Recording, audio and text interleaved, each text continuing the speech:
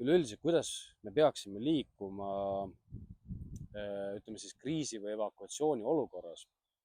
Kõige parem on minna turvalisse kohta, ehk siis teil on juba varasemalt kokku lepitud või siis tehtud oma mingisuguse seltskonnaga selline, kuidas siis nüüd öelda, nagu kokkulepe ja läbi katsetatud mitmeid kordi neid stsenaariume, mis reaalselt võib juhtuda.